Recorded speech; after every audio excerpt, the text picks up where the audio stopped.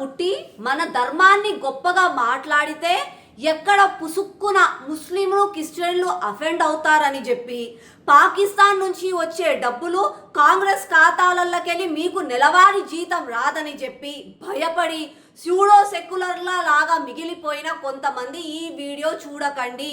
You people can skip it.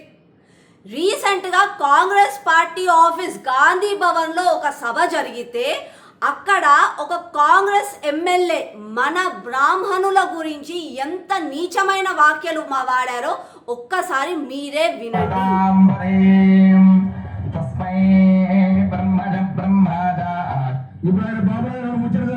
అన్న బ్రాహ్మణుడు మంచి ఉద్దేశంతో శతమానం భవతి అని చెప్పి వాళ్ళకు ఆశీర్వాదం ఇచ్చిండు.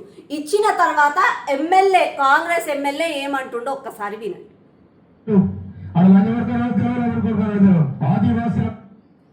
నిజమన్నా, ఈ విషయం అయితే నేను ఒప్పుకుంటా.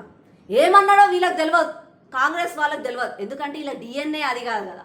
మన దేశంలో ఉట్టి మన ధర్మం గురించి మన సంస్కృతి గురించి తెలిసిన మనసున్న ప్రతి ఒక్కరికి శతమానం భవతి అంటే ఏందో అర్థమవుతుంది.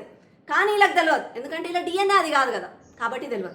వీళ్ళు ఇట్లా పదే పదే ఎందుకు మనని కించపరుస్తున్నారు అని అంటే, ఒక దిక్కు ముఖ్యమంత్రి ఆయననే అంటాడు కాంగ్రెస్ ఏతో ముస్లిం ఏతో కాంగ్రెసే అని అంటాడు, మన దేవి దేవతలను కించపరుస్తూ మాట్లాడతాడు.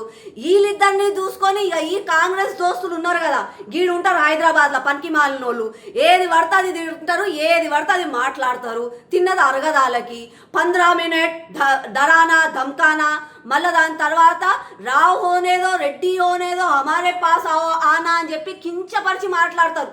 ఆయన కూడా ఎవ్వరు మేలుకోరు. ఇంకొక ఆయన ఉంటాడు పెద్ద హిందువు, రాష్ట్రంలోనే నేను పెద్ద హిందువు, దేశంలోనే నేను పెద్ద హిందువు, నాకంటే పెద్ద హిందువు లేడు అని మాట్లాడతాడు. ఆయన ఏడున్నాడో ఏమో, ఓటీపీ రానట్టుంది, ఓటీపీ వచ్చేవరకు ఇక ఫామ్ హౌస్లోనే ఉంటాడేమో. ఇక నేను ఇవన్నీ ఉన్నాయి కదా, ఇప్పుడు నేను మాట్లాడుతున్నా కదా, అరే మన వాళ్ళని ఇట్లా అన్నాడు మీరు ఎందుకు మేల్కుంటలేరని నేను అన్నా కదా. ఇక ఈమె పక్కా కమ్యూనల్, ఈమె పని పాట ఉండదు, ఎప్పుడు హిందూ ముస్లిమో గిరే మాట్లాడుతుందని నా లాంటి వాళ్ళని అంటారు. బరాబర్ అంట, నా ధర్మాన్ని నేను మాట్లాడుకుంటా, గర్వంగా చెప్పుకుంటా. ఇక నేను చెప్తే నేను కమ్యూనల్ అయిపోతా. నేను ఇక ఎందుకు చెప్తున్నా అంటే, దయచేసి ఇప్పటికన్నా నా హిందూ బంధువులారా మేలుకోండి.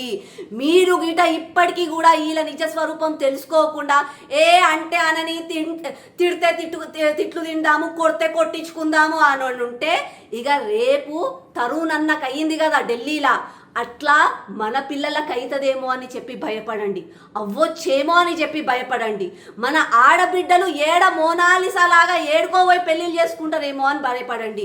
మన పిల్లలు తరుణ్లు మోనాలిసాలు కావద్దు అంటే ఇట్లా ధర్మాన్ని కించపరుస్తున్న వాళ్ళని పట్టుకొని వాళ్ళని అడగండి, తిట్టండి, ఇంకొకసారి అనకుండా భయపెట్టండి.